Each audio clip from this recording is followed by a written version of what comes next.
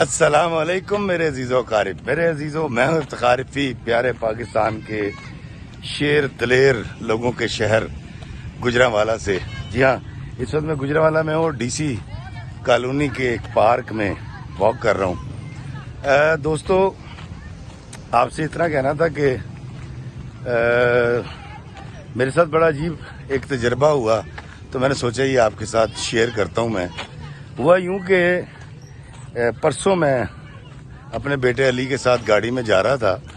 اور میں نے اپنی گاڑی میں یوٹیوب پر ایک گانا لگایا۔ دوستو، وہ گانا جب ختم ہوا تو اس کے بعد ایک اور گانا میری پسند کا لگ گیا۔ میں بڑا حیران ہوا، یہ وہ گانے جو میں اکثر گاڑی چلاتے ہوئے سنتا ہوں۔ تو جب وہ دوسرا گانا ختم ہوا تو پھر تیسرا گانا وہ لگ گیا جو میری پسند کا تھا، اور میں بڑا حیران ہوا۔ اور جب چوتھا گانا میری پسند کا لگا خود سے آٹومیٹکلی، تو میں نے جب سکرول کر کے دیکھا تو اس کے نیچے 10 گانے مزید وہ تھے جو میں سنتا ہوں۔ تو میں نے اپنے بیٹے علی سے پوچھا، میں نے کہا علی، یہ کیا وجہ ہے کہ میں نے تو ایک گانا لگایا تھا اپنی پسند کا، تو یہ آگے اس نے پوری لسٹ ان گانوں کی دے رکھی ہے جو میری پسند کی ہے، میں سنتا ہوں اکثر گاڑی چلاتے ہوئے۔ تو میرے بیٹے علی نے مجھے بتایا، جو کہ آئی ٹی کو زیادہ جانتا ہے، ان چیزوں کو میں نہیں جانتا، علی نے بتایا کہ بابا جی،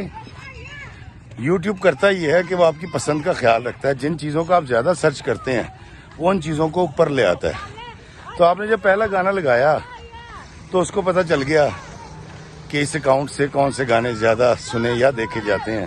تو اس نے سارے ویڈیوز ترتیب میں اوپر لے آیا ہے۔ دوستو، آپ یقین کیجئے کہ یوٹیوب کی یہ بات جاننے اور دیکھنے کے بعد مجھے بے حد خوشی ہوئی، اور مجھے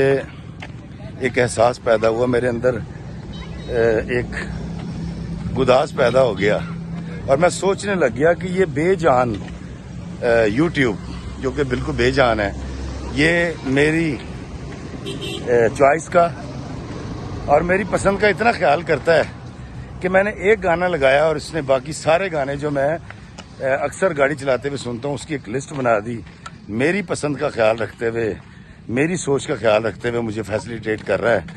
اور اب مجھے گانے لگانے نہیں پڑ رہے، آٹومیٹکلی خود ہی چل رہے ہیں۔ لیکن مجھے شرمندگی اس بات پر ہوئی کہ میں افتخار رفیع اشرف المخلوقات ہو کے اللہ کے بندوں کی چوائس کا، اللہ کے بندوں کی پسند کا بالکل خیال نہیں کرتا۔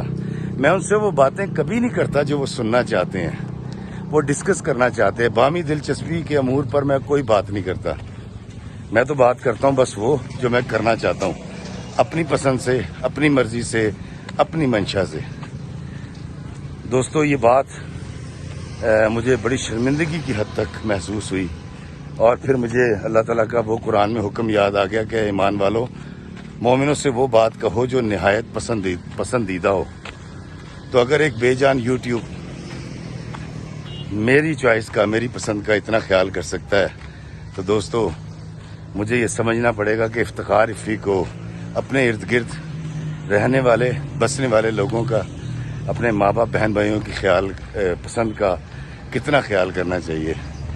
اللہ تعالیٰ افتخار رفیع کو اپنے ارد گرد کے لوگوں کی پسند اور ناپسند کا خیال رکھنے کی توفیق عطا فرمائے، زندگی کو راستہ دو، اللہ ہمیں آسانیاں عطا فرمائے اور آسانیاں تقسیم کرنے کا شرف عطا فرمائے، آمین۔ السلام علیکم ورحمۃ اللہ وبرکاتہ۔